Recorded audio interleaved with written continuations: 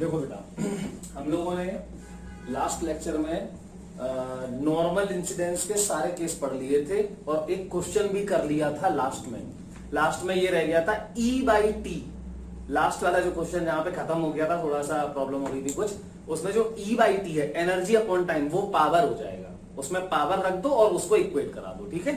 इतना आप कर सकते हैं। चलो तो अब देखो, अब हमें देखना है, अभी तक देखो सरफेस पे जो इंसिडेंस हो रहा था वो नॉर्मल हो रहा था, ठीक, सरफेस के परपेंडिकुलर।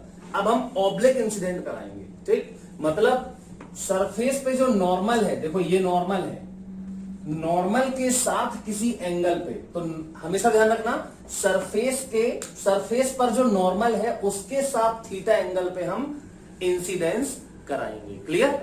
चलो तो ये लाइट इंसिडेंस हो रही है, इंसिडेंट हो रही है। अच्छा, सरफेस का एरिया क्या लिया था, ये ध्यान रखना है। ये लाइट जो गिर रही है उसमें लाइट तो पूरे सरफेस पे गिर रही है, अब हमें तो एक एरिया डिसाइड करना पड़ेगा ना, तो हमने सरफेस का एरिया जो डिसाइड किया है वो हमेशा ए होगा। ए क्या होता है? सरफेस का एरिया। क्लियर? चलो अच्छा, अब देखो ध्यान से, तो इसमें भी केस होंगे। कौन से? ऑब्लिक इंसिडेंस है तो क्या सरफेस कैसा है? परफेक्ट एब्जॉर्बर, परफेक्ट रिफ्लेक्टर, या फिर परफेक्ट वो, या फिर कोई बीच में होगा कुछ, मतलब जैसे पार्शियल रिफ्लेक्टर होगा, है ना, या फिर इसको बोल दो पार्शियली एब्जॉर्बर बोल दो।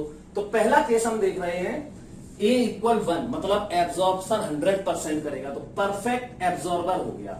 और ये देखो डायग्राम में आपको दिख रहा है कैसे इंसिडेंस हो रहा है। तो initial momentum of one photon, एक फोटोन का इनिशियल मोमेंटम कहां होगा यार? जिस डायरेक्शन में ये आ रहा है लाइट उसी डायरेक्शन में होगा। तो यहां मैंने देखो ये बनाया है, ठीक, ये है इनिशियल मोमेंटम की डायरेक्शन ऑफ वन फोटोन, और वन फोटोन का मोमेंटम होता क्या? h/λ, तो बराबर h/λ। तो देखो ये वर्टिकल के साथ ये थीटा था, इसको मैंने आगे बढ़ा दिया तो यहां ये थीटा बन जाएगा, तो वर्टिकल के साथ थीटा एंगल पे होगा। तो in downward direction at an angle theta with the vertical, तो ये वर्टिकल के साथ थीटा एंगल पे है कहां? डाउनवर्ड तरफ है। डाउनवर्ड मतलब ये नहीं, ऐसा। क्लियर? तो h/λ हो गया। फाइनल मोमेंटम ऑफ फोटोन क्या होगा? ऑब्वियस सी बात है, 0 होगा, क्योंकि एब्जॉर्ब हो जाएगा, है ना। रिफ्लेक्ट हो जाता अगर तो h/λ ही रहता, बस डायरेक्शन बदल जाती उसकी, यहां आया यहां चला जाता रिफ्लेक्शन में। तो अभी तो रिफ्लेक्शन हो नहीं रहा है, एब्जॉर्प्शन हो रहा है, तो फाइनल मोमेंटम 0 हो गया। अब change in momentum of one photon, एक फोटोन के मोमेंटम में क्या चेंज आया? इतना सिंपल है, इसका इनिशियल मोमेंटम देखो यहां था और फाइनल मोमेंटम 0 हो गया, तो चेंज कहां हुआ? चेंज हुआ ऑपोजिट डायरेक्शन में। क्लियर? इसका उल्टा, समझ में आ गया? तो change in momentum of one photon equal हो जाएगा h/λ। क्लियर? डायरेक्शन क्या है? इन अपवर्ड डायरेक्शन, अपवर्ड मतलब ये इस डायरेक्शन में, upward direction at an angle theta with the vertical. Clear? तो यहां पे मैंने बनाया नहीं है, इसका ऑपोजिट बना लेना, ठीक, at an angle theta with the vertical, कहां? In upward direction. चलो, energy incident per unit time कितना होगा? अब energy incident per unit time आप देखो, पहले वाले केस में क्या लिखा था? इसके पहले जब हमने सीखा था तो I/A लिखा था। अब ये तो पता ही है ना, energy incident per unit time कितने एरिया पे? ए एरिया पे, तो ये I क्या होता है? Energy incident per unit time पर यूनिट एरिया।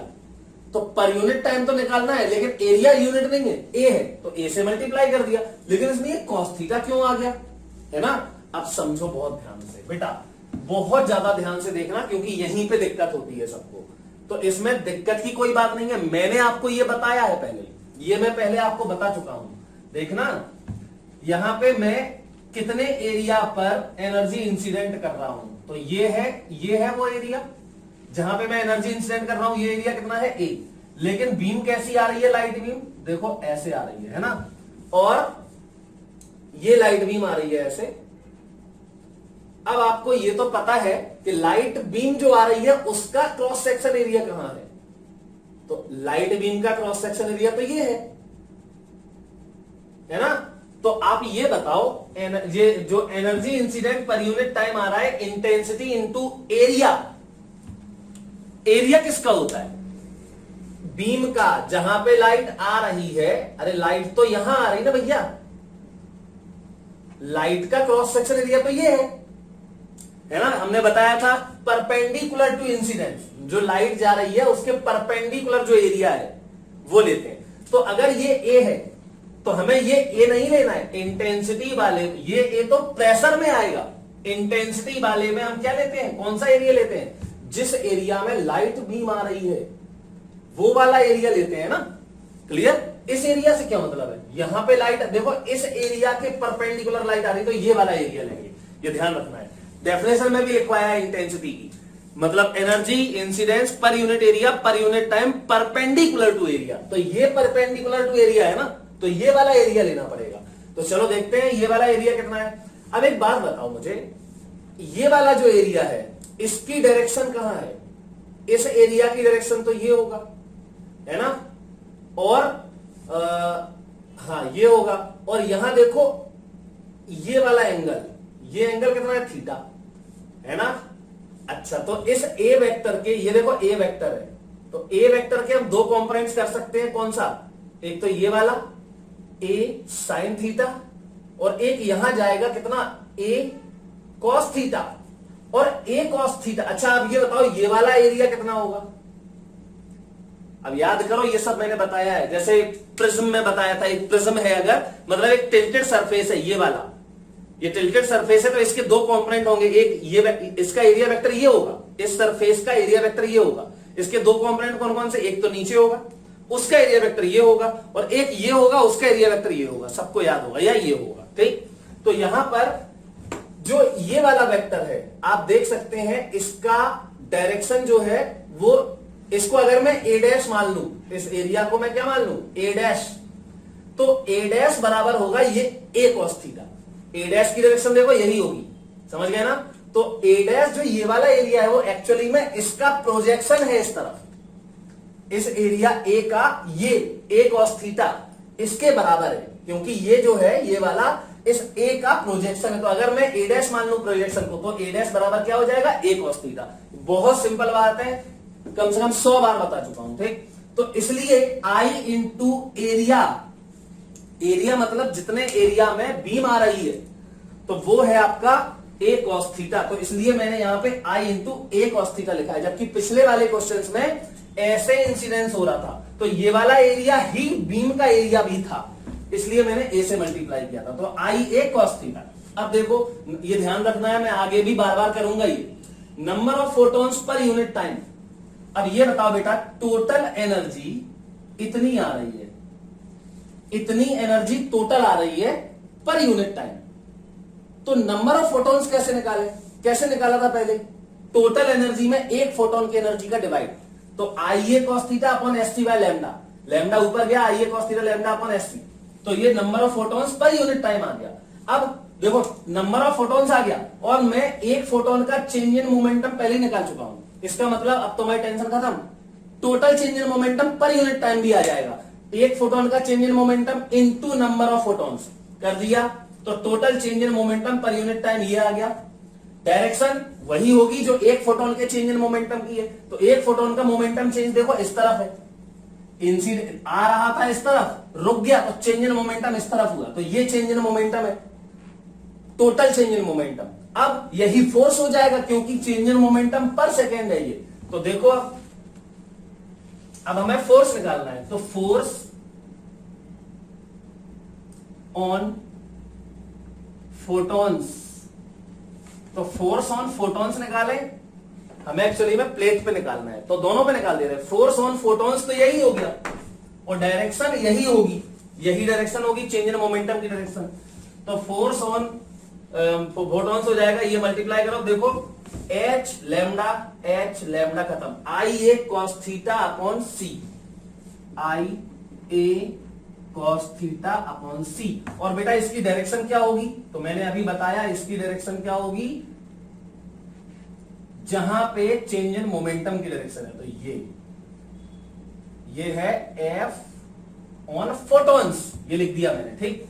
अब अगर मैं फोर्स ऑन प्लेट निकालू, तो फोर्स ऑन प्लेट, इसको भी मैं एफ ही मान लेता हूं, मैग्नीट्यूड तो सेम ही है ना, तो एफ बराबर यही होगा आई ए, अरे जितना प्लेट फोटोन पे लगाएगी फोटोन उतना प्लेट पे लगाएगा, आई A cos theta upon C. Direction लेके बहुत ध्यान से सुनना। तो इसकी डायरेक्शन होगी जस्ट इसकी उल्टी, मतलब ऐसे वर्टिकल के साथ थीटा एंगल पे। तो ये लग रहा है फोर्स ऑन किस पे, फोर्स ऑन प्लेट। तो ये फोर्स ऑन प्लेट आ गया। ये फॉर्मूला आपको याद रखना है।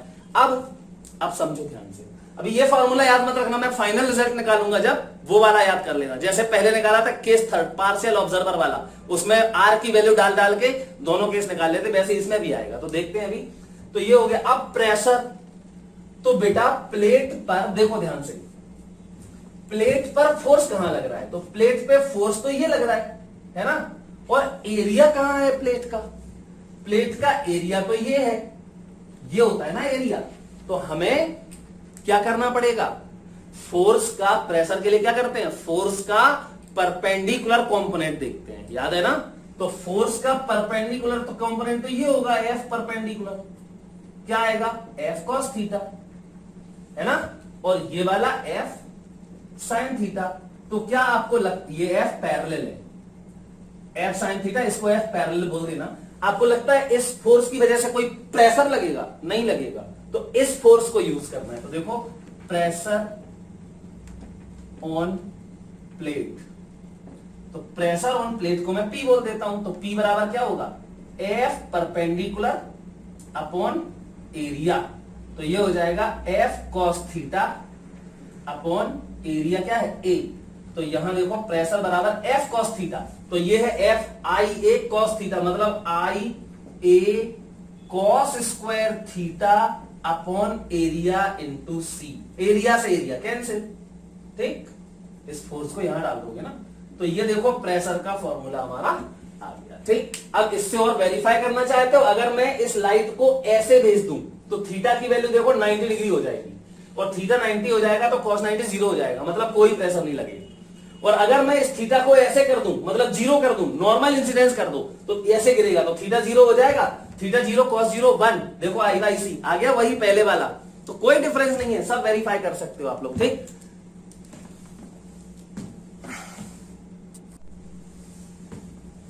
देखो बेटा, ऑब्लिक इंसिडेंस चल रहा था, उसका केस फर्स्ट हो गया परफेक्ट एब्जॉर्बर वाला। अब देखो परफेक्ट रिफ्लेक्टर है, मतलब आर की वैल्यू 1 हो जाएगी और ए की वैल्यू 0 हो जाएगी।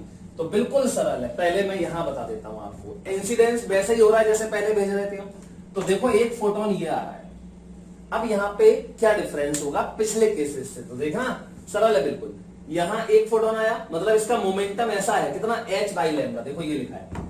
अब ये नॉर्मल के साथ कितने एंगल पे? थीटा पे, तो ये भी एंगल थीटा हो जाएगा। तो इस h बाई लैम्डा के दो कॉम्पोनेंट कर दो, तो h by lambda cos theta, h by lambda sine theta. अब ये फोटोन जब आएगा तो यहाँ इलास्टिक कोलिजन, लाइट का कोलिजन इलास्टिक ही होता है। यहाँ पे वो नहीं लगाना है तुम्हें, कोएफिशिएंट ऑफ रेस्टिट्यूशन, कुछ नहीं। जितने मोमेंटम से आता है उतने मोमेंटम से उसी एंगल पे चला जाता है, ये लाइट की प्रॉपर्टी है, ठीक? तो ये थीटा एंगल पे ही चला जाएगा। तो थीटा एंगल पे चला जाएगा अगर, तो ये h बाई लैम्डा यहाँ आ गया। फिर से एंगल बनाओ, तो ये और ये दो कंपोनेंट बनेंगे। देखो ये थीटा तो ये थीटा, इसका ये component h by lambda cos theta, और ये कंपोनेंट हो जाएगा h by lambda sin theta. जरा देखो मोमेंटम का ये जो डायरेक्शन है, इस डायरेक्शन में मोमेंटम चेंज ही नहीं हुआ। h by lambda sin theta था, अभी भी देखो h by lambda sin theta उसी डायरेक्शन में है। जबकि यहां देखो h by lambda cos theta नीचे था और h by lambda cos theta ऊपर आ गया, मतलब चेंज कितना हुआ? ये तो पहले ही वाला केस हो गया ऐसा, और फिर रिफ्लेक्शन ऐसा हो गया, तो 2 टाइम्स हो जाता है। तो 2h by lambda cos theta कहां की तरफ? ऊपर की तरफ। मतलब फोटॉन्स पे फोर्स कहां लग रहा है? ऊपर की तरफ। मतलब फोटोन ने प्लेट पे कहां लगाया होगा? नीचे की तरफ। तो ये ध्यान रखना है। अब देखो, तो change in momentum of one photon equal हो गया 2h by lambda cos theta, कहां? ऊपर की तरफ। Number of photons incident per unit time, बिल्कुल वही। ऐसे आ रहा है लाइट, तो इसका एरिया देखो A है, तो ये बीम का जो एरिया होगा ये वो होगा A cos थीटा। तो यहां पर total energy incident per unit time upon energy of one photon, यही तो करते थे नंबर ऑफ फोटॉन्स निकालने के लिए। तो टोटल एनर्जी हो जाएगी IA cos थीटा, जो पहले थी वही अभी भी है, अपॉन एक फोटोन का एनर्जी hc बाय लैम्डा, ये आ गया। अब देखो टोटल चेंज इन मोमेंटम पर यूनिट टाइम, एक फोटोन का चेंज इन मोमेंटम ये है और नंबर ऑफ फोटॉन्स इतने हैं, तो इससे मल्टीप्लाई कर दो तो टोटल चेंज इन मोमेंटम आ गया। लैम्डा h कैंसिल हो गया, यहां आ गया 2IA cos square theta upon c, कहां? ऊपर की तरफ। तो टोटल चेंज इन मोमेंटम आया ऊपर की तरफ फोटोन पे।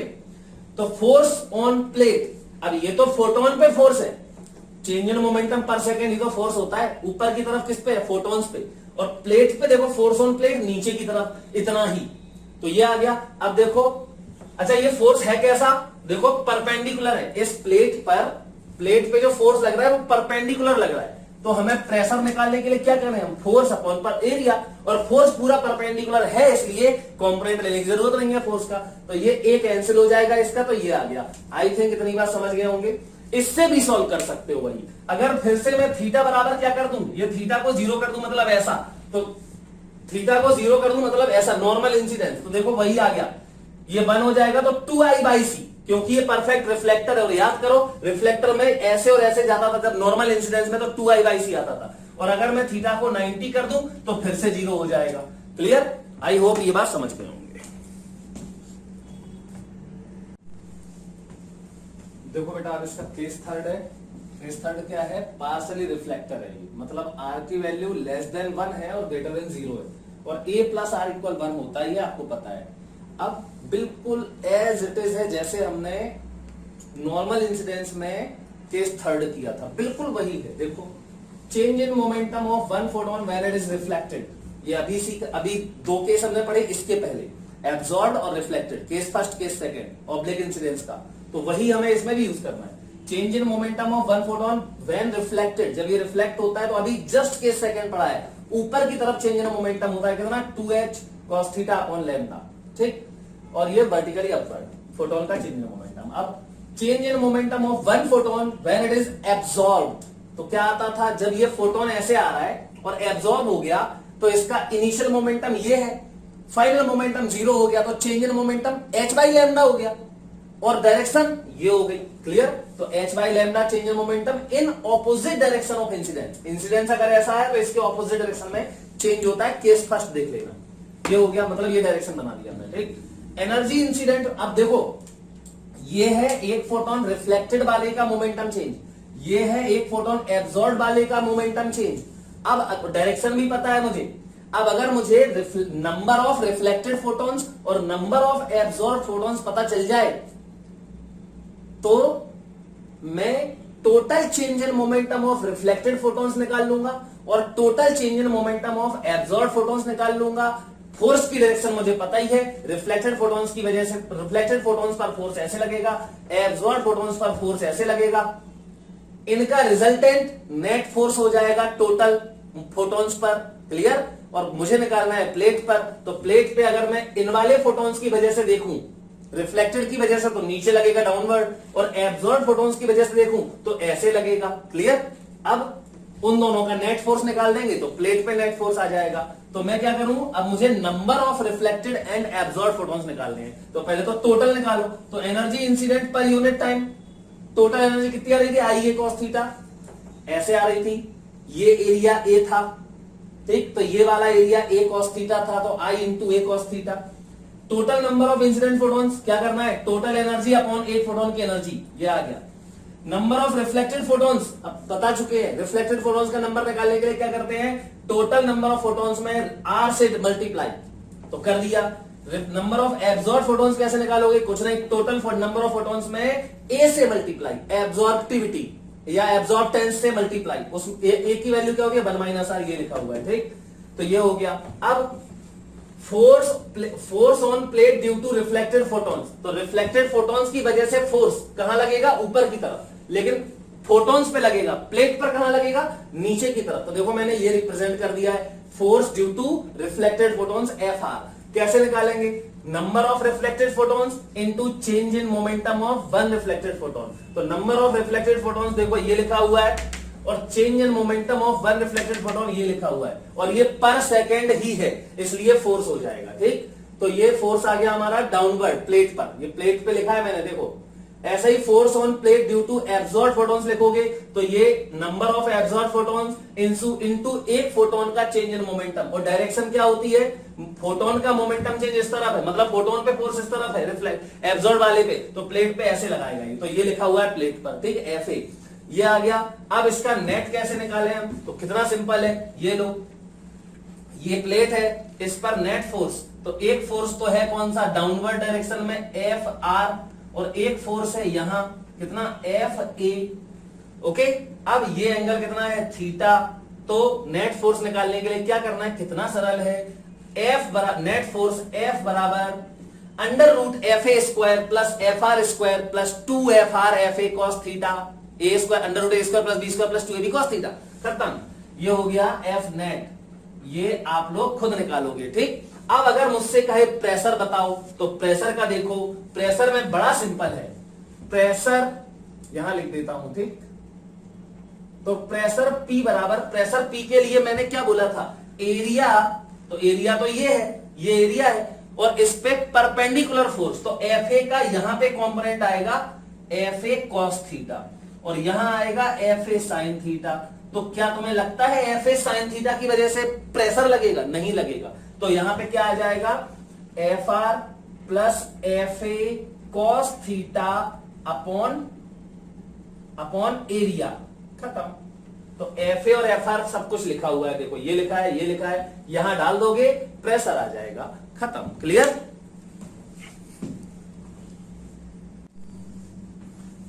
देखो बेटा, ये क्वेश्चन है अभी मैंने जो डिराइव किया है उसी पे बेस्ड है।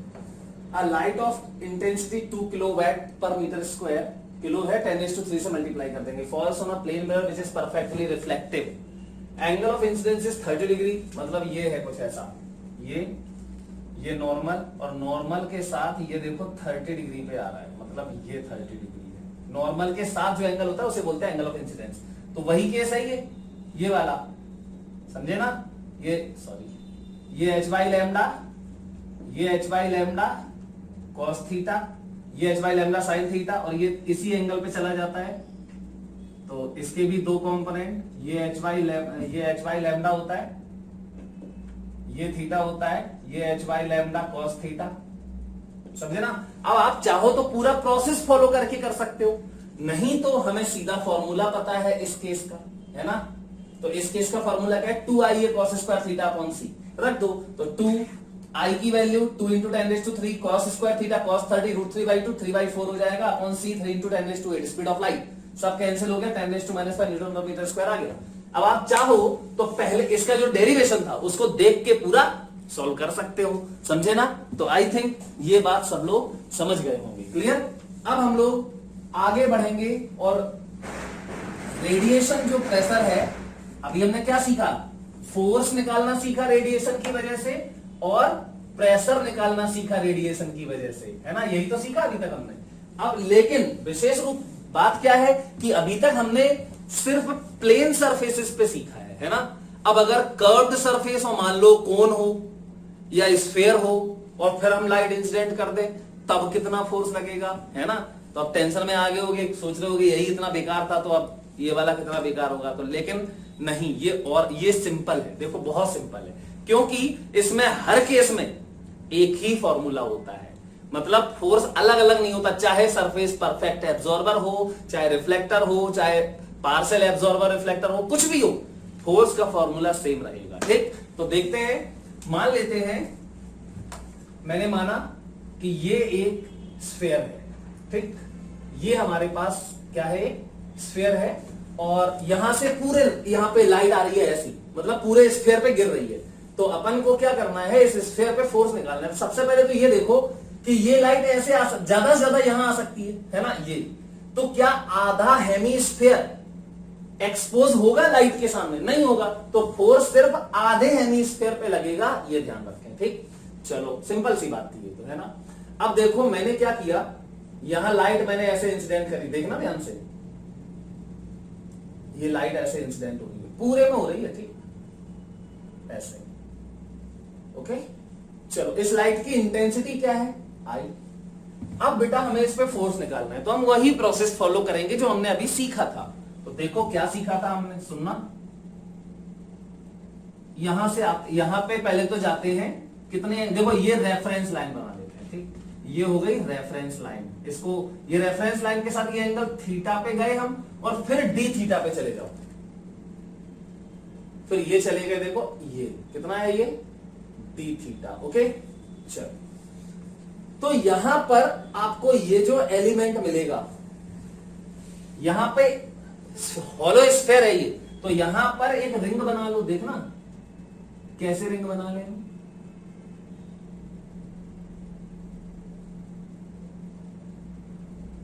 ऐसे इमेजिन करो एक रिंग बनेगी, इसका कुछ पीछे भी होगा, ऐसा होगा रिंग, ठीक है।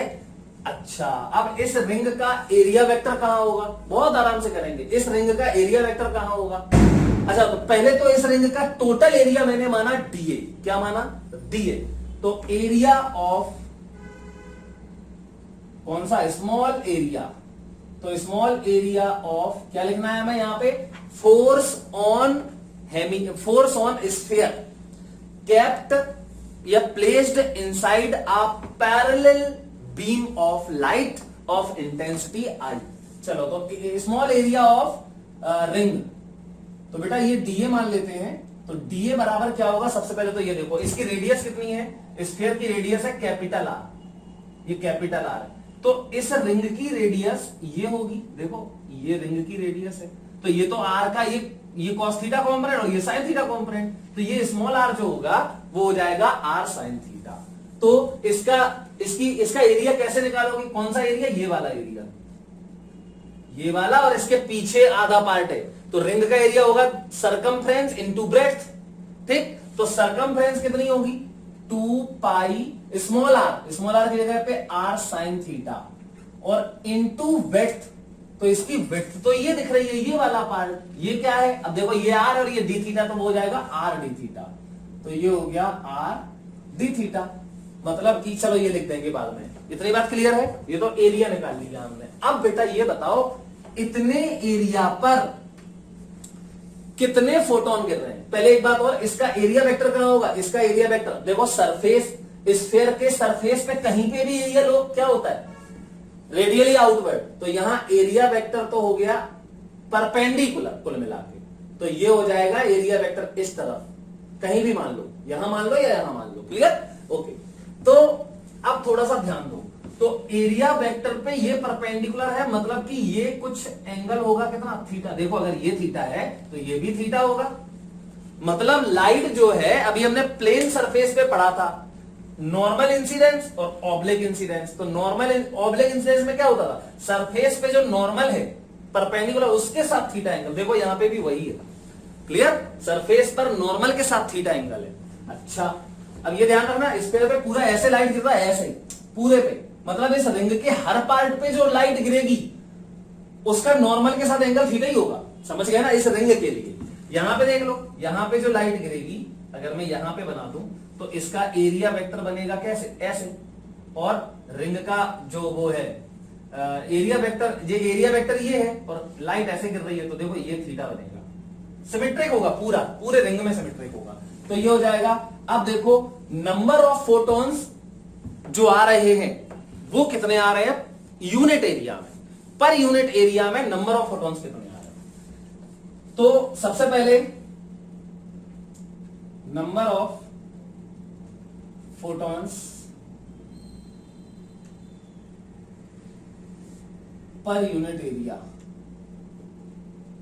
पर unit area per second, clear? Per unit area per second. तो नंबर ऑफ फोटॉन्स तो हमें कैसे निकाले भाई? बड़ा सिंपल है ये तो, अभी हमने सीखा था, क्या होता था? आई ए कॉस थीटा, जब ये नॉर्मल इंसिडेंस ना हो, याद है ना? ध्यान रखना। तो यहां पर ऐसे देखना, समझो इसको ध्यान से, अगर मैं यहां से एक और लाइन बनाऊं तो ये एरिया होगा बीम का, और ये वाला एरिया होगा किसका? सरफेस का, जो प्लेन सरफेस में था, जैसे सरफेस और बीम ऐसे आ रही थी, तो अगर सरफेस का एरिया ए है तो ये डीए कॉस थीटा होता था यहां पे, याद है ना? तो यहां पे ए कॉस थीटा और upon H C by lambda, एक फोटोन की एनर्जी, अरे टोटल एनर्जी अपॉन एक फोटोन की एनर्जी, समझ गए? अब यहां पर ए नहीं लिखना है, बस क्या लिखना है? अब यूनिट एरिया पे है, देखो पर यूनिट एरिया, या फिर ऐसा कह दो number of photons on DA area. अगर ए एरिया पे निकालना है तो I A cos theta upon एक फोटोन की एनर्जी, पिछले वाले केस वाला, और अगर तुम्हें डीए एरिया में, क्योंकि हम फोर्स कितने पे निकाल रहे हैं, अभी हम फोर्स तो डीए एरिया पे निकालेंगे ना, जो रिंग का एरिया है उसको इंटीग्रेट करेंगे तब टोटल आएगा, है ना। इंटीग्रेशन की जरूरत क्यों है, क्योंकि हर जगह थीटा अलग अलग है। देखो अगर मैं यहाँ पे यही वाली रिंग यहां बनाता ऐसे, तो यहां देखो ये वाला ऐसे आता, तो ये थीटा कम हो जाता। जैसे जैसे आगे बढ़ोगे थीटा बढ़ता जाएगा, यहाँ पे देखो थीटा 90 हो जाएगा, ये और इंसिडेंस ऐसा होगा तो ये थीटा 90 हो जाएगा, ये और ये। क्लियर। तो इसलिए हमें इंटीग्रेशन की जरूरत है। तो यहां पे मैं डीए लिखूंगा फिर, है ना, आई इंटू डीए कॉस थीटा। अब फोर्स कैसे निकालें हम, तो पहले हमें चेंज इन मोमेंटम निकालना पड़ेगा। तो change in momentum of one photon, तो ये तो बड़ा सिंपल है यार, एच बाई लैम्डा एब्जॉर्ब हो रहा है। और डायरेक्शन क्या होगी, यहां देखो एच बाई लैम्डा ऐसे ही तो था, तो यही तो है एच बाई लैम्डा, और ये एब्जॉर्ब हो गया, है ना। तो इस फोटोन पे फोर्स कहां लगा होगा, इस तरफ, तो फिर इस रिंग पे फोर्स कहां लगा होगा, इस तरफ, और हमें स्फीयर पे ही निकालना है, तो इस तरफ फोर्स लगेगा, ठीक, स्फीयर पे। तो एच बाई लैम्डा। अब देखो बेटा ध्यान सुनना, change in momentum of one photon ये आ गया। अब हमें क्या निकालना है, फोर्स किस पे, रिंग पे। तो फोर्स क्या होता है, change in momentum of all the photons incident on ring पर सेकेंड। तो ये लिखा हुआ है number of photons on DA area per second. इस नंबर ऑफ फोटॉन्स का एच बाई लैम्डा मल्टीप्लाई कर दो, क्या आ जाएगा, total change of momentum incident on ring पर सेकेंड, वही फोर्स हो जाएगा। तो फोर्स ऑन रिंग ये हो जाएगा डीएफ, क्योंकि इसका उसका एरिया डी है, तो ये हो जाएगा I into D A cos theta lambda upon H C, ये वाला, और इंटू एच बाई लैम्डा। देखो एच लैम्डा लैम्डा क्या आ गया, I into D A cos theta, I D A cos theta upon C. अब डीए को रख दो यहां से, तो डीए को यहां से रख दोगे तो ये डीएफ बराबर हो जाएगा आई अपॉन सी, और डीए की जगह पे देखना 2 पाई आर स्क्वायर, तो ये 2 pi I R square, 2 pi R square sine theta D theta रह गया है, तो साइन थीटा, और वो देखो कॉस थीटा, और ये डी थीटा और बाई सी ये लिख दिया, तो 2 साइन थीटा कॉस थीटा को लिख दो क्या, साइन 2 थीटा। तो ये डीएफ बराबर हो गया pi I R square upon C sine 2 theta D theta, ये डीएफ हुआ। अब हमें तो टोटल फोर्स चाहिए, तो टोटल फोर्स के लिए इंटीग्रेट करो, तो टोटल फोर्स एफ बराबर क्या हो जाएगा, pi I R square upon C integration sine 2 theta D theta, और अब थीटा की लिमिट, तो देखो थीटा की लिमिट सिर्फ इतने स्फीयर के लिए लेनी है हमें, और स्फीयर में हम रिंग से ले रहे हैं, एक रिंग ने पूरा इस तरफ का और इस तरफ का दोनों का पार्ट कवर कर लिया है, तो थीटा की लिमिट ये नहीं कर देना -π/2 से +π/2, नहीं, 0 to π/2, 0 to π/2, इतना लिमिट लेने से ही पूरा स्फीयर कवर हो रहा है, क्योंकि रिंग ले रहे हो। क्लियर। तो यहां पे 0 to π/2 ये लिमिट हो जाएगी। अब इसको हम सॉल्व करेंगे, तो f बराबर आ जाएगा pi R square into I by C, और साइन 2 थीटा का इंटीग्रेशन होता है माइनस कॉस 2 थीटा और अपॉन 2 थीटा का डिफरेंशिएशन, तो वो हो जाएगा 2, तो इस 2 को हम बाहर कर देते, ठीक है, और लिमिट 0 to π/2। तो देखो ये f बराबर हो जाएगा pi R square I by 2c, और यहां आ जाएगा बेटा लिमिट माइनस हटा दे रहे, लिमिट उल्टी कर रहे थे, ठीक। तो पहले रख दो 0, तो cos 0 हो जाएगा इसमें, और माइनस cos π/2 हो जाएगा, ठीक। तो cos 0 क्या होता है 1, और ये होता है 0, तो 1 बचेगा। मतलब कि f बराबर क्या आ गया हमारा, f बराबर आ गया पाई आर स्क्वायर आई बाई सी। अब ये रिजल्ट चाहे जैसा स्फीयर हो, ये फोर्स हमेशा इतना ही लगेगा, ये ध्यान रखना है, ठीक। अब इसको हम थोड़ा समराइज करते हैं, एक नया कॉन्सेप्ट बनाते हैं, जैसा कि हमने फ्लक्स में पढ़ा था, इलेक्ट्रोस्टैटिक्स में इलेक्ट्रिक फ्लक्स में पढ़ा था। देखो क्या, अगर कोई तुमसे, जैसे मान लो हम तुमसे पूछें कि ये हमने इंसिडेंट कर दी इलेक्ट्रिक फील्ड और ये हेमिस्फीयर रखा हुआ है, बताओ इस पार्ट से मतलब इनवर्ड फ्लक्स, अंदर एंटर करने वाला फ्लक्स बताओ, क्योंकि टोटल फ्लक्स तो जीरो होगा, क्योंकि जितना इससे एंटर करेगा उतना यहां से बाहर निकल जाएगा, तो टोटल तो जीरो होगा। तो एंटरिंग फ्लक्स कितना है? तो क्या करते थे, इलेक्ट्रिक फील्ड जो आ रही है उसकी डायरेक्शन में इस एक्सपोजर एरिया का प्रोजेक्शन लेते थे, जो कि सर्कल बनता है ना। तो क्या आता है, इलेक्ट्रिक फील्ड ई इंटू ए, और ए की वैल्यू है पाई आर स्क्वायर। तो यही देखो पाई आर स्क्वायर आ गया, मतलब कि मैं यहां पे फोर्स का फॉर्मूला बना रहा हूं, I by C into projection of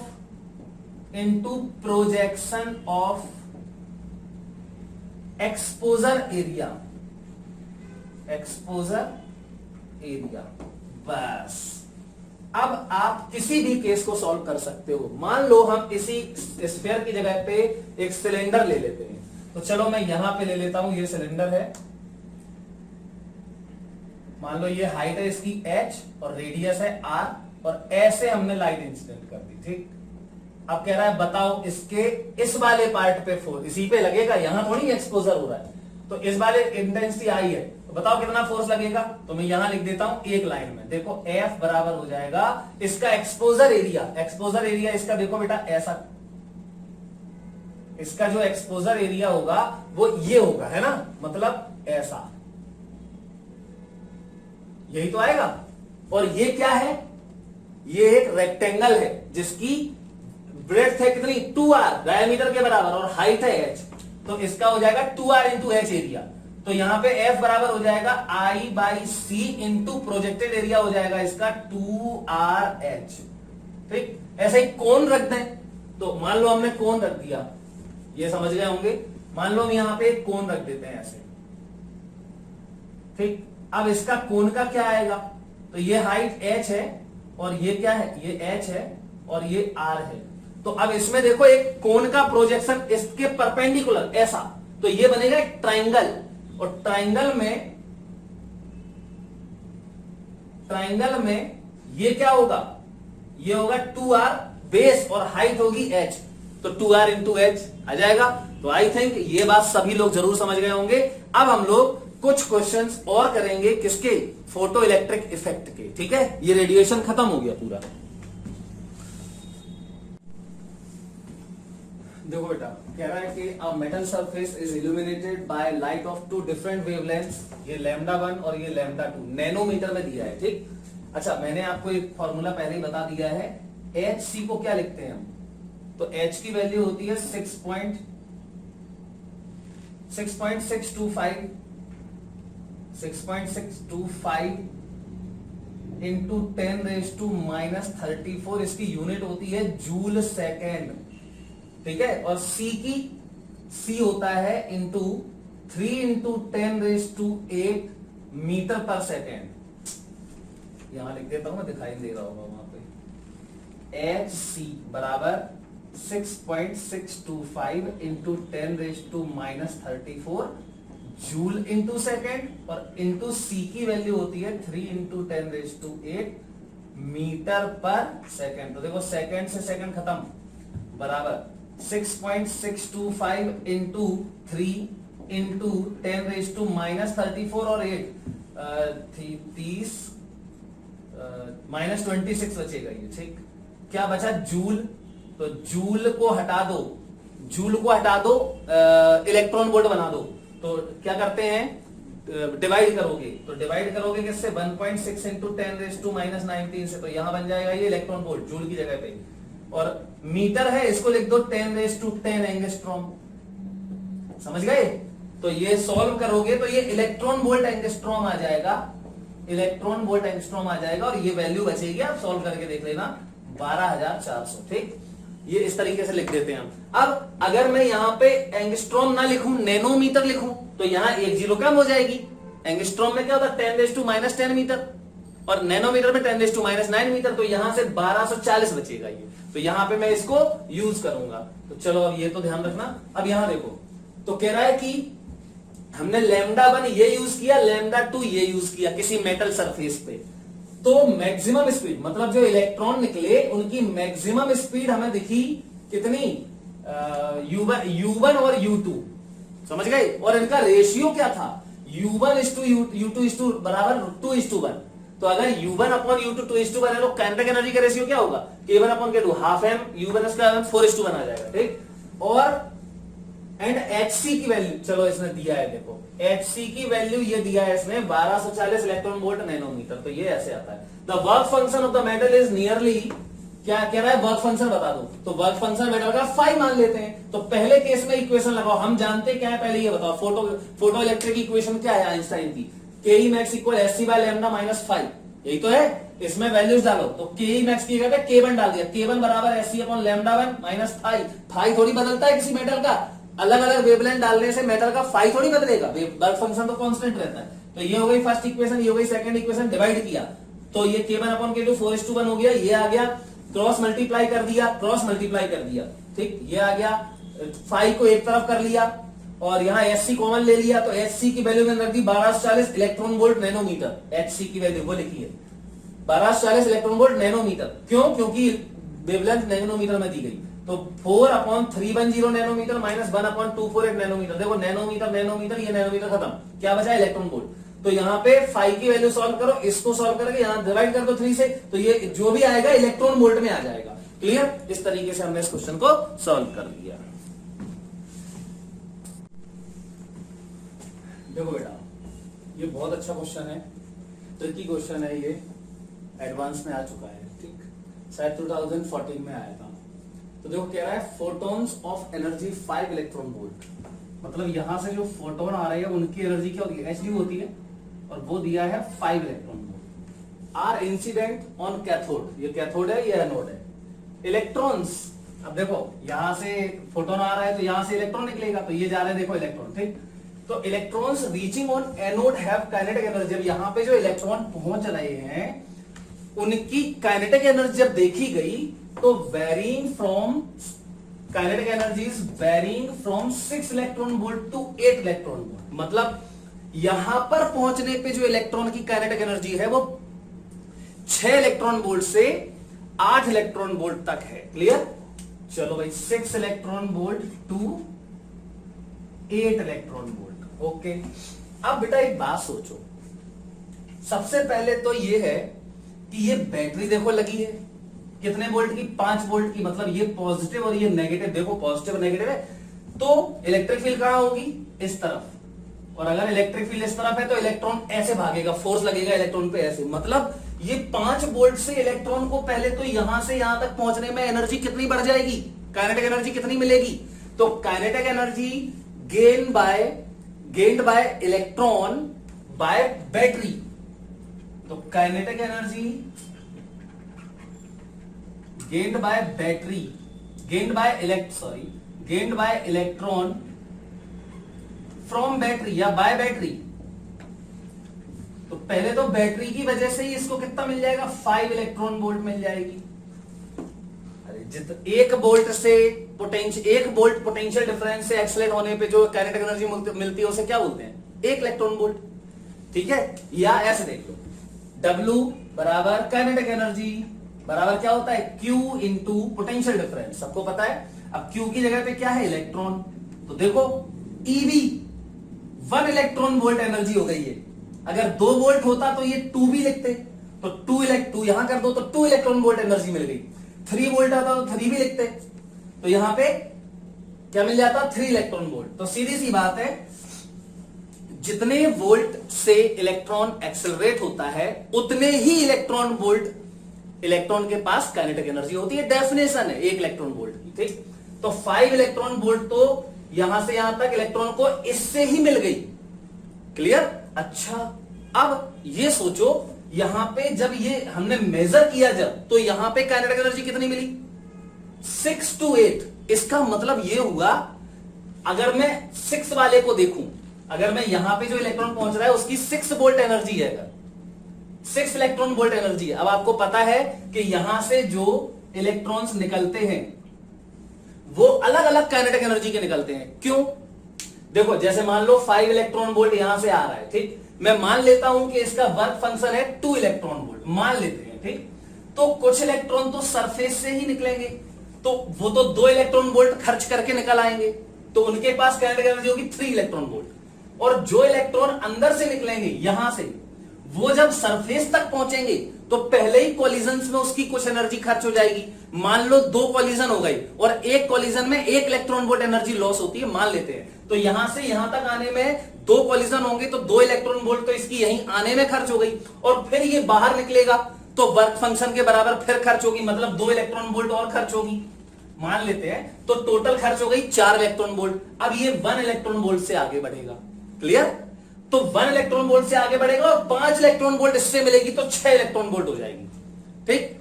अब मान लो जो सरफेस से ही निकला है, जो सरफेस से निकला होगा उसके पास कितनी एनर्जी होगी, तो 5 यहां से आ रही है और मैंने माना है ये 2 इलेक्ट्रॉन वोल्ट, तो मान के बता रहा हूं, तो यहां 2 खर्च हो जाएगी तो 3 बचेगी, तो 3 इलेक्ट्रॉन वोल्ट काइनेटिक एनर्जी तो इसकी बची इसके पास है, और 5 इससे मिलेगी तो यहां 8 हो जाएगी इसकी।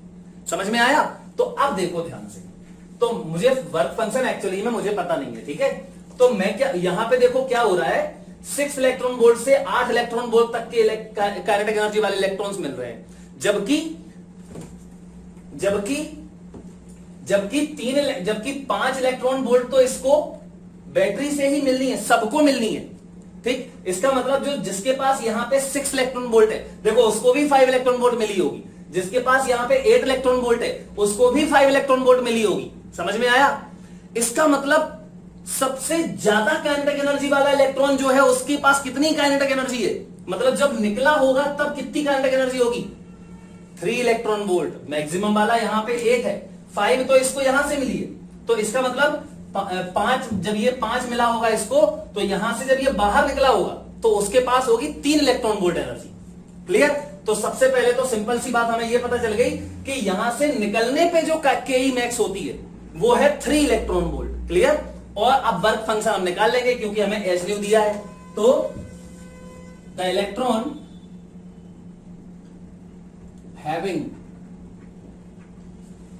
Having ke max just after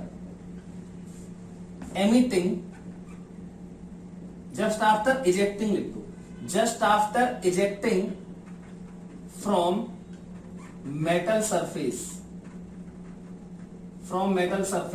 बराबर, तो के मैक्स क्या हो जाएगा इसका 8 - 5 बराबर 3 इलेक्ट्रॉन वोल्ट, ठीक है। अब आइंस्टाइन इक्वेशन लगा दो, तो क्या होती है आइंस्टाइन इक्वेशन, के मैक्स बराबर H new minus work function, ठीक। तो के मैक्स कितना है देखो 3 इलेक्ट्रॉन वोल्ट, तो 3 इलेक्ट्रॉन वोल्ट बराबर एच न्यू कितना है देखो यहां पे आ रहा है 5 इलेक्ट्रॉन वोल्ट और -5, तो ये 5 बराबर हो जाएगा 2 इलेक्ट्रॉन वोल्ट, क्लियर, ओके, बहुत बढ़िया। अब बेटा ध्यान से सोचो वर्क फंक्शन कितना है, 2 इलेक्ट्रॉन वोल्ट है, 2 इलेक्ट्रॉन वोल्ट वर्क फंक्शन है। अब ये बताओ, कह रहा है देखो ये वाला तो हो गया हमारा, मतलब ए ऑप्शन इज करेक्ट, सी और डी में हमें और देखना है, ठीक। तो सी और डी में हम देखें तो ये बताओ यहां पे क्या जितने इलेक्ट्रॉन्स यहां से निकल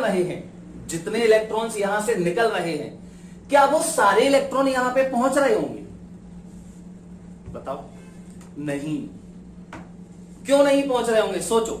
मैंने क्या बोला था, यहां पे जो इलेक्ट्रॉन निकलते हैं उसकी काइनेटिक एनर्जी 0 से लेके के मैक्स तक बदलती है, तो यहां मैं लिख देता हूं, क्योंकि हो सकता है, देखो कैसे, मान लो यहां से 5 इलेक्ट्रॉन वोल्ट आया, तो अंदर जो इलेक्ट्रॉन है हो सकता है कोई ना कोई इलेक्ट्रॉन 5 इलेक्ट्रॉन वोल्ट पूरी की पूरी खर्च कर दे, मतलब ऐसा कि जैसे 3 इलेक्ट्रॉन वोल्ट अंदर खर्च हो जाए, समझना, 3 इलेक्ट्रॉन, या ऐसे समझ लो, मान लो 3 इलेक्ट्रॉन वोल्ट अंदर खर्च हो जाए, फिर से सुनना, 3 इलेक्ट्रॉन वोल्ट अंदर खर्च हो जाए, क्लियर, और 2 इलेक्ट्रॉन वोल्ट निकलने में खर्च हो जाए, तो कितनी खर्च हो गई इसकी 5 इलेक्ट्रॉन वोल्ट, समझे। अब ये बाहर आया, इलेक्ट्रॉन बाहर तो आ गया लेकिन इसके पास काइनेटिक एनर्जी नहीं है। अब सुनो, अब ये यहां से एक्सेलरेट होगा, समझना ध्यान से, यहां से एक्सेलरेट होगा तो ये आगे यहां पहुंच जाएगा, तो इसके पास कितनी एनर्जी मिलेगी यहां पे, 5 इलेक्ट्रॉन वोल्ट। यहां देखो 5 इलेक्ट्रॉन वोल्ट, 5 इलेक्ट्रॉन वोल्ट का फोटोन आया, इसने अंदर 3 खर्च कर दी, और वर्क फंक्शन 2 है, तो यहां बाहर निकलने में, सरफेस से निकलने में 2 खर्च हो जाएगी, ठीक। तो सरफेस से निकलने में मतलब पूरी 5 खर्च हो गई, मतलब यहां पे 0 बची। अब ये अगर बैटरी से एक्सेलरेट हो जाए तो यहां पहुंचने पे कितनी मिलेगी इसको, 5 इलेक्ट्रॉन वोल्ट। लेकिन जब हमने ऑब्जर्व किया, मतलब हमने जो इलेक्ट्रॉन्स यहां से आ रहे हैं उनकी काइनेटिक एनर्जी निकाली, तो हमें तो 6 to 8 मिली। इसका मतलब यहां पे कोई भी इलेक्ट्रॉन ऐसा नहीं है जिसकी काइनेटिक एनर्जी 5 इलेक्ट्रॉन वोल्ट है। इसका मतलब यह हुआ कि जो इलेक्ट्रॉन यहां से निकलते हैं, देखो 5 तो मिलना ही है इसको, तो जिन इलेक्ट्रॉन्स की बाहर निकलने पे काइनेटिक एनर्जी 0 है, या फिर 1 इलेक्ट्रॉन वोल्ट से कम है, 0 और 1 के बीच में है, इलेक्ट्रॉन जो निकल रहा है यहां से और जिसकी काइनेटिक एनर्जी 0 इलेक्ट्रॉन वोल्ट और 1 इलेक्ट्रॉन वोल्ट के बीच में है, वो यहां नहीं पहुंचता है। इसका मतलब तो ये क्यों, क्योंकि अगर यहां पे 1 इलेक्ट्रॉन वोल्ट आ गया होता, 1 इलेक्ट्रॉन वोल्ट काइनेटिक एनर्जी के साथ कोई इलेक्ट्रॉन बाहर निकलता, तो यहां पहुंचने पे 5 और मिल जाती, तो 6 हो जाती, और 6 वाला तो यहां मिल रहा है। इसका मतलब जैसे मान लो हाफ है, 0.5 इलेक्ट्रॉन वोल्ट से बाहर निकला कोई, तो क्या वो यहां पहुंचेगा? अगर पहुंचता तो यहां पे 5.5 इलेक्ट्रॉन वोल्ट एनर्जी होती, लेकिन यहां तो 5.5 का कोई मिल ही नहीं रहा है, जबकि यहां से निकलते तो सारे हैं, कौन से, 0 से लेके के मैक्स तक, मतलब के मैक्स मतलब 3 इलेक्ट्रॉन वोल्ट तक। समझ में आया? तो इसका मतलब 0 इलेक्ट्रॉन वोल्ट से लेके 1 इलेक्ट्रॉन वोल्ट जिनकी निकलने पे काइनेटिक एनर्जी है, वो यहां नहीं पहुंच रहे हैं। अगर पहुंचते तो यहां पे उनकी काइनेटिक एनर्जी होती 5 से लेके 6 इलेक्ट्रॉन वोल्ट से कम तक, 5 और 6 के बीच में। क्लियर? इसका मतलब जितने इलेक्ट्रॉन यहां से निकल रहे हैं वो सारे के सारे इलेक्ट्रॉन यहां नहीं पहुंच रहे हैं। इसका मतलब current in the circuit is saturation current, गलत। Current in the circuit is less than saturation current, yes. तो ए और डी आंसर सही है। देखो ये बहुत अच्छा क्वेश्चन था, इसको आप ध्यान से समझो। देखो बेटा, कह रहा है एक लाइट है, वेवलेंथ है 400 nanometer, is incident continuously on a cesium ball जिसका वर्क फंक्शन है 1.9 इलेक्ट्रॉन वोल्ट। कह रहा है the maximum potential to which the ball will be charged. अब समझो, ये बहुत अच्छा क्वेश्चन है। ये एक बॉल है, ये एक बॉल है, ठीक है, और मेटल बॉल है, सीजियम माने मेटल, एल्कली मेटल है, तो इसका वर्क फंक्शन काफी, सीजियम का वर्क फंक्शन सबसे कम होता है, ठीक है, 1.9 इलेक्ट्रॉन वोल्ट के लगभग, 2 इलेक्ट्रॉन वोल्ट के लगभग। अब देखो क्या किया उसने, इस पे लाइट डाल दी। इस पे लाइट अगर डाल दी उसने तो क्या होगा?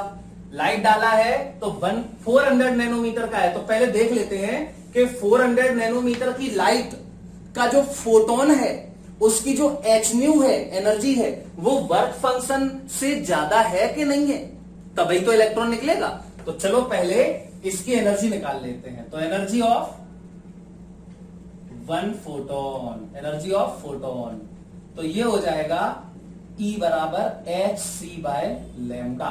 तो hc बाय लैम्डा में देखो कितना दिया है, 400 नैनोमीटर, तो इसको लिख दो 1240 electron volt nanometer, electron volt nanometer, और अपॉन लैम्डा, लैम्डा कितना है 400, ठीक, कितना नैनोमीटर, तो नैनोमीटर, नैनोमीटर खत्म, 1 0 से 1 0 खत्म, 4 3 12 4 1 4 4 3 12 4, 3.1 इलेक्ट्रॉन वोल्ट आ गया। तो ये तो हो गई E, जबकि फाई कितना है देखो, इज ग्रेटर देन फाई, है ना, 1.9 था, तो इलेक्ट्रॉन निकलेंगे। तो अच्छा देखो, अब इलेक्ट्रॉन निकलने लगे, इलेक्ट्रॉन निकलने लगे, तो इस पे कंडक्टर है तो यूनिफॉर्मली चार्ज आ जाएगा, है ना, समझ गए ना, और चार्ज आ जाएगा तो फिर इस पे पॉजिटिव चार्ज आएगा। अब देखो इस पे पॉजिटिव चार्ज आ गया। अब सोचो, जो इलेक्ट्रॉन निकल रहे हैं, जो इलेक्ट्रॉन निकल रहे हैं उनके पास, सुनना ध्यान से, इलेक्ट्रॉन जो निकल रहा है उसको मैक्सिमम एनर्जी कितनी, ये मान लो एक इलेक्ट्रॉन है, ये बताओ इस इलेक्ट्रॉन को मैक्सिमम एनर्जी कितनी मिलेगी? 3.1 इलेक्ट्रॉन वोल्ट के बराबर। जो फोटोन आ रहा है उसकी कितनी एनर्जी है, एच न्यू, 3.1 इलेक्ट्रॉन वोल्ट, तो ये एच न्यू ये इलेक्ट्रॉन ले लेगा और खर्च कितना कर देगा बाहर निकलने में, वर्क फंक्शन के बराबर, मतलब कितना कहां गया 1.9 इलेक्ट्रॉन वोल्ट तो खर्च हो जाएगा। मतलब इसकी केई मैक्स कितनी होगी? तो इसकी केई मैक्स होगी, सुनना ध्यान से, अभी इनिशियली की बात कर रहा हूं, यहां पे लिख देता हूं, इनिशियली केई मैक्स बराबर 3.1, ये माइनस वर्क फंक्शन मतलब 1.9, तो 11 में से 9 गए, 2 बचे और 2 में से 1, 1.2 इलेक्ट्रॉन वोल्ट हो जाएगा।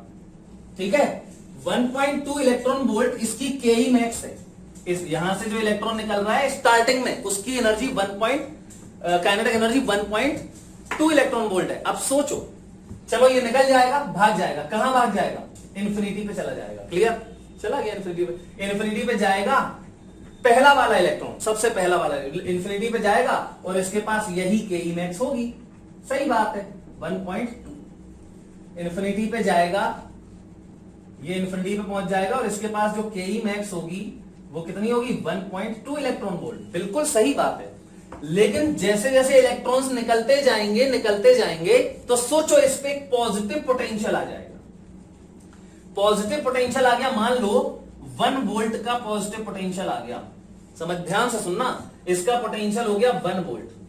अब जरा सोचो, जैसे ही इलेक्ट्रॉन जब निकलेगा तो यहां इलेक्ट्रॉन निकल गया, इलेक्ट्रॉन सरफेस पे आ गया तो इसकी काइनेटिक एनर्जी कितनी होगी? अब सोचो, ये वाला जब पॉजिटिव चार्ज आ गया और इलेक्ट्रॉन निकल रहा है तो ये पॉजिटिव चार्ज इसको अट्रैक्ट नहीं करेगा? बिल्कुल करेगा।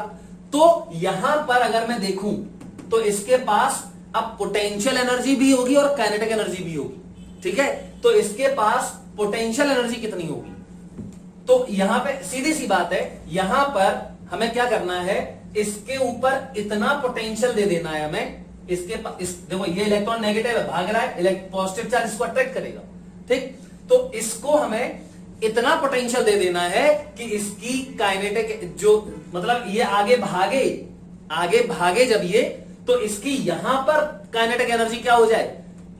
यहां पर काइनेटिक एनर्जी 0 हो जाए। मतलब इन्फिनिटी पे, जैसे ही इन्फिनिटी पे पहुंचे जस्ट, इसकी काइनेटिक एनर्जी 0 हो जाए, रुक जाए ये, और ये पॉजिटिव चार्ज इसको यहां से फिर खींच लेगा। मतलब इलेक्ट्रॉन आगे फिर जा ही नहीं पाएगा, निकलेगा लेकिन फिर वापस आ जाएगा। ठीक, मतलब आप इसको और पॉजिटिव चार्ज नहीं दे पाओगे। ठीक, मतलब इस स्फीयर को आप एक लिमिट से ज्यादा पॉजिटिव चार्ज नहीं दे सकते, क्योंकि जैसे ही आप पॉजिटिव चार्ज और बढ़ाओगे ये इलेक्ट्रॉन भागेगा, लेकिन ये इतना अट्रैक्ट करेगा इसको कि ये जस्ट इन्फिनिटी के पहले रुक जाएगा और ये फिर से इसको खींच लेगा। तो आपने पॉजिटिव चार्ज दिया और इलेक्ट्रॉन, पॉजिटिव चार्ज आया कैसे? इस पे इलेक्ट्रॉन निकला तभी तो इस पे पॉजिटिव चार्ज बढ़ा, लेकिन जैसे ही इलेक्ट्रॉन आगे बढ़ा इसमें पॉजिटिव चार्ज आ गया, रुका, ये फिर भाग आया, तो फिर से इसका पॉजिटिव चार्ज उतना ही हो गया कम। इलेक्ट्रॉन निकलने की वजह से इतना पॉजिटिव चार्ज बढ़ा था, प्लस ही आगे भागा, फिर वापस आ गया तो माइनस ही आ गया। मतलब अब इसके बाद आप चार्ज इसका नहीं बढ़ा पाओगे। तो हम क्या करें? सिंपल सा काम करना है। देखो 1.9 इलेक्ट्रॉन वोल्ट तो यहां खर्च होना ही है इसका। ठीक, 1.9 इलेक्ट्रॉन वोल्ट तो इसका यहां पे खर्च होना ही है। तो यहां सरफेस पे हम इसकी टोटल एनर्जी देखते हैं। तो टोटल एनर्जी जब ये निकलेगा, टोटल एनर्जी इसकी होगी केई, मतलब केई कितनी? 1.2, केई मैक्स 1.2 इलेक्ट्रॉन वोल्ट है। तो 1.2 इलेक्ट्रॉन वोल्ट प्लस यहां पे इसकी पोटेंशियल एनर्जी कितनी होती है? E into V. Potential energy E into V, लेकिन नेगेटिव, समझ गए? क्योंकि इलेक्ट्रॉन है और V तो पॉजिटिव है, इसका पोटेंशियल पॉजिटिव है, लेकिन चार्ज कैसा है? नेगेटिव है। तो इलेक्ट्रॉन जैसे ही निकला तो इसके पास काइनेटिक एनर्जी मैक्स तो इतनी होगी 1.2 इलेक्ट्रॉन वोल्ट, लेकिन इसके पास, चूंकि इसके पास पोटेंशियल आ गया है, तो इसके पास यहां पोटेंशियल एनर्जी भी होगी कितनी? Minus E into V. ठीक, जूल में लिख, माइनस का E इंटू वी। अब ये इलेक्ट्रॉन वोल्ट में है ना? तो और ये EV किस में होता है? जूल में। तो फिर कितने वोल्ट? इसका पोटेंशियल है V वोल्ट, इसका पोटेंशियल है V वोल्ट, तो फिर इसकी पोटेंशियल एनर्जी कितनी होगी? V electron volt. सिंपल सी बात है यार, Q इंटू V, तो E हटा दो, ये जूल में था, EV जूल में था, अपॉन E कर दो तो ये इलेक्ट्रॉन वोल्ट बन जाएगा। तो ये सिर्फ V लिख देंगे हम। ठीक, चलो v क्या है इसका पोटेंशियल, और बराबर, अब आओ इन्फिनिटी पे, तो ये on the surface total energy. अब इन्फिनिटी पे टोटल एनर्जी देखो, तो इन्फिनिटी पे टोटल एनर्जी कितनी हो जानी चाहिए, मैंने बोला काइनेटिक एनर्जी हो जानी चाहिए जीरो, के ई जीरो हो जानी चाहिए, और पोटेंशियल एनर्जी तो जीरो होती ही है, just before infinity almost zero ही होगी पोटेंशियल एनर्जी, तो जीरो प्लस जीरो, तो v बराबर 1.2 वोल्ट, 1.2 वोल्ट आ जाएगा। समझ में आया? इसको तो तुम क्या करो, 1.2 ये इलेक्ट्रॉन वोल्ट है, लिखने की जरूरत नहीं है इलेक्ट्रॉन वोल्ट को, 1.2 इलेक्ट्रॉन वोल्ट, ये v इलेक्ट्रॉन वोल्ट, ठीक, और ये 0 प्लस 0, क्लियर है? अब तो ये v बराबर हो गया 1.2 वोल्ट, मतलब इसको आप 1.2 वोल्ट तक चार्ज कर सकते हो पोटेंशियल तक, इसके बाद पोटेंशियल नहीं बढ़ेगा इसका, इसके बाद चार्ज जाएगा लेकिन फिर वापस आ जाएगा, तो पॉजिटिव चार्ज इसका बढ़ेगा नहीं, तो पोटेंशियल भी नहीं बढ़ेगा। देखो बेटा, फोटो इलेक्ट्रिक इफेक्ट का लास्ट एक टॉपिक है जिसका नाम है मैटर वेव्स, ये केमिस्ट्री में आप खूब पढ़ चुके हो, ठीक? मैटर वेव्स या डी ब्रॉगली वेव्स, और इनकी जो वेवलेंथ होगी उसे बोलते हैं डी ब्रॉगली वेवलेंथ। तो मैटर वेव्स नाम से ही पता चल रहा है ये किसी मैटर के साथ एसोसिएटेड होती है, मतलब जैसे एक मान लो मार्कर है, कोई भी दुनिया की हर बॉडी, एक पार्टिकल है एम मास का या बॉल है, हमने उसको फेंक दिया, तो मूविंग बॉडीज जो होती है मूविंग मास के साथ एक वेव एसोसिएट होती है। बहुत डिटेल में नहीं सीखना है इसको, जितना अपने सिलेबस में है उतना मैं बता रहा हूं।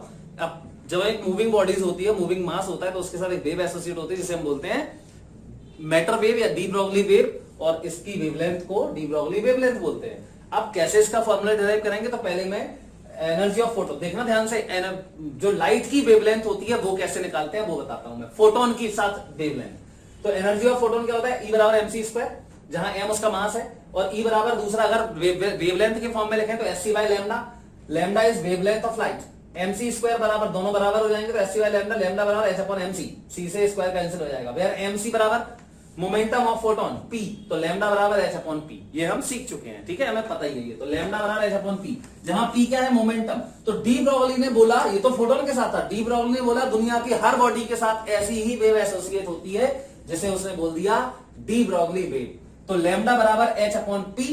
अब कोई बॉडी है जिसका मास m है और उसकी स्पीड कितनी है, भाग कितने से रहा है, v से, तो लैम्डा बराबर मोमेंटम की जगह m इंटू v, बस खत्म। अब देखो इसमें कुछ केस हैं, जैसे मान लेते हैं कि if kinetic energy of particle is given, या तो वेलोसिटी है ना, अगर हमें पार्टिकल की काइनेटिक एनर्जी दी हो तो वेलोसिटी ये क्या है, p क्या है, मोमेंटम, तो यहां मोमेंटम हमें दिया है। अब काइनेटिक एनर्जी दिया हो तो क्या करोगे, तो काइनेटिक एनर्जी के बराबर क्या होता है, p स्क्वायर अपॉन 2m, ये तो सबको पता है, तो p बराबर अंडर रूट 2km यहां डाल दो, तो लैम्डा बराबर h upon under root 2km, इससे कर लोगे। अब देखो इसी में अगर if a charge particle is accelerated across a potential difference v, मतलब एक चार्ज पार्टिकल है q, चार्ज पार्टिकल कितना है q, इसको एक्सेलरेट किया हमने v पोटेंशियल डिफरेंस से, तो इसके पास कितनी काइनेटिक एनर्जी आएगी, qv, तो qv बराबर काइनेटिक एनर्जी, और ये क्या होता है p square upon 2m, kinetic energy तो p स्क्वायर अपॉन 2 है, तो p स्क्वायर बराबर हो जाएगा अंडर रूट 2qmv, और इसको p को यहां डाल दो, तो ये हो जाएगा लैम्डा बराबर h upon 2qm potential difference v, clear, ये पोटेंशियल डिफरेंस के लिए ध्यान रखना। If electron is charge particle q था, अब मान लो इलेक्ट्रॉन को एक्सेलरेट कराएं हम v पोटेंशियल डिफरेंस से, तो फिर लैम्डा बराबर h अपॉन q की जगह e आ जाएगा, और क्या। अब यहां पे h की वैल्यू 6.625 इंटू 10⁻⁻34 जूल सेकेंड, 2 की वैल्यू तुम्हें पता ही है, इलेक्ट्रॉन की वैल्यू चार्ज का 1.6 10⁻⁻19 coulomb, mass of electron 9.1 into 10⁻31 kilogram, रख दोगे अगर ये सब, तो हम इसका सिंप्लीफाइड वैल्यू फॉर्मूला लिखेंगे, लैम्डा बराबर, देखो ये लैम्डा बराबर अंडर रूट 150 अपॉन v, जहां v क्या है, पोटेंशियल डिफरेंस, ये तो वेरिएबल होगा ना v। अब ध्यान से सुनो, अगर तुम v को वोल्ट में रखोगे तो आपको लैम्डा मिलेगा एंगस्ट्रॉम में, इतना सिंपल है, कर सकते हैं सभी लोग, ठीक है। अब देखो इसी में एक और केस है, मान लेते हैं गैसियस मॉलिक्यूल है, अगर कोई गैसियस मॉलिक्यूल, तो इफ मतलब de Broglie wavelength A B C D, B part देखो, मतलब है de Broglie wavelength associated with a gaseous molecule, ठीक है। अगर हमें गैसियस मॉलिक्यूल के लिए निकालना हो डी ब्रोगली वेवलेंथ तो क्या दिक्कत है, लैम्डा बराबर H upon M into V. अब वी क्या होता है, √3 kT अपॉन एम, सबको पता है ये तो, है ना। तो इसका जो वी होता है क्या होता है, √3 kT अपॉन स्मॉल एम। अब यहां पे मैंने 3 kT लिखा है ना। तो आपको यहां पे कौन सी वेलोसिटी चाहिए है, एक्चुअली में यहां पर हम जो डिग्रीज ऑफ फ्रीडम लेते हैं वो सिर्फ 3 लेंगे, क्योंकि जो डी ब्रोगली वेवलेंथ एसोसिएट होती है वो रोटेशन की वजह से नहीं होती है। तो यहां पे रोटेशन हमें नहीं देखना है, हमें सिर्फ प्योर ट्रांसलेशनल मोशन देखना है, ठीक है। तो यहां पर सबको पता है, अगर मैं और बता दूं आपको, तो एनर्जी होती है एक पार्टिकल की 3/2 kT। कौन सी, ट्रांसलेशनल काइनेटिक एनर्जी टोटल, तो 3/2 kT होती है। और इसको कर दो आप ½ mv² के बराबर। तो यहां पर v की वैल्यू आ जाएगी आपकी √3 kT बाय स्मॉल एम, और इस v को आप यहां डाल दो तो ये लैम्डा आ जाएगा h अपॉन, देखो m है और ये √m है, तो इसे m को अंदर कर दो तो m² हो जाएगा ये, तो यहां पे m बचेगा, तो √3 kTm। क्लियर। अब आप देख सकते हैं लैम्डा जो होगा वो बाकी सब अगर कांस्टेंट है, मास भी कांस्टेंट है, तो किसके प्रोपोर्शनल होगा, T के। तो अगर मान लो हम आपसे कहें हीलियम, एक क्वेश्चन ले लेते हैं इसी में, एक एग्जांपल कर लेते हैं इसका। मान लो हाइड्रोजन और हीलियम गैस ले लें, ठीक, हाइड्रोजन और हीलियम गैस ले लें और टेम्परेचर कुछ ले लेते हैं। चलो हाइड्रोजन और यहां पे हीलियम।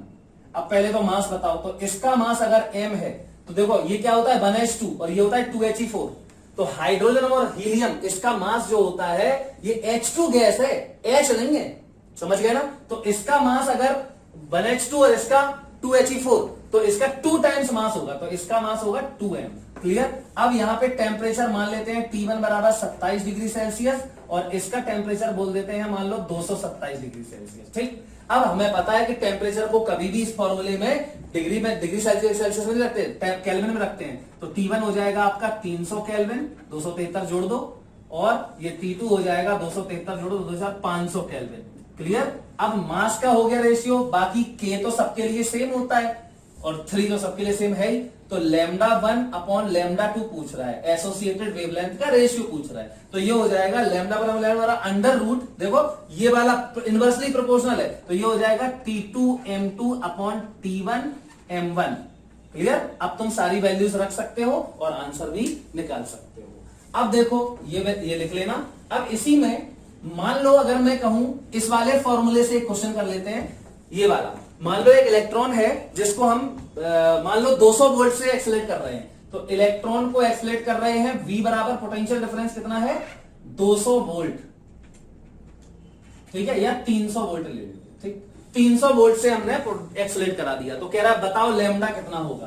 तो क्या दिक्कत है यार, लैम्डा बराबर क्या बोला मैंने, √150 अपॉन पोटेंशियल डिफरेंस कितना V 300, किसमें रखा, वोल्ट में, तो ये आंसर आएगा तुम्हारा एंगस्ट्रॉम में। तो लैम्डा बराबर हो जाएगा 1/√2 एंगस्ट्रॉम, 1/√2 एंगस्ट्रॉम। क्लियर। ये आंसर हो गया और इसी के साथ 100% फिनिश्ड हो गया हमारा क्या, फोटो इलेक्ट्रिक इफेक्ट। लेकिन अब ध्यान से सुन लो, आपका होमवर्क क्या है। इसके बाद आपको पहले क्या पढ़ना है, आपको केमिस्ट्री में आप खूब पढ़ चुके हैं जो Thompson model, Rutherford's model, alpha particle scattering का एक्सपेरिमेंट पूरा, रदरफोर्ड्स मॉडल, इतना आपको, और बोर्स मॉडल भी अगर पढ़ लो तो बहुत अच्छी बात है। बाकी मैं बताऊंगा लेकिन जल्दी जल्दी बताऊंगा, उतना डिटेल में मैं नहीं बताऊंगा, लेकिन कुछ चीजें आगे हैं जो आप केमिस्ट्री में नहीं पढ़ते हो, वो हम बिल्कुल 100% डिटेल में पढ़ेंगे। जैसे रिक्वायल स्पीड, ये शायद पढ़ते हो रिक्वायल स्पीड, और न्यूक्लियस का रोटेशन भी कराएंगे हम, ठीक है, और एटम का कोलिजन, एटम का कोलिजन कराएंगे,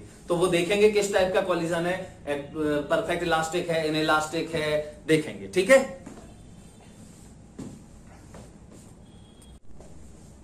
देखो बेटा, हमारा चैप्टर अगला स्टार्ट हो गया है, एटॉमिक स्ट्रक्चर। सबसे पहले थॉमसन मॉडल में ऐसे ही बता देता हूं, प्लम पुडिंग मॉडल भी बोलते हैं उसको, उसमें क्या होता है वाटरमेलन मॉडल भी बोलते हैं उसको। उसने बताया था कि जैसे वाटरमेलन में जो रेड रेड होता है अंदर पूरा, उसको बोला उसने पूरा पॉजिटिव चार्ज, ठीक है। और जैसे सीड्स होते हैं ब्लैक ब्लैक, उसको बोल दिया इलेक्ट्रॉन नेगेटिवली चार्ज। तो पूरा पॉजिटिव चार्ज और नेगेटिव चार्ज बराबर बराबर था, तो उसने बोला कि एटम न्यूट्रल होता है। क्लियर, बस इतनी सी बात थी। क्लियर। अब देखो, मतलब पूरा सॉलिड था वो, फिर उसको गलत किसने कर दिया? रदरफोर्ड ने।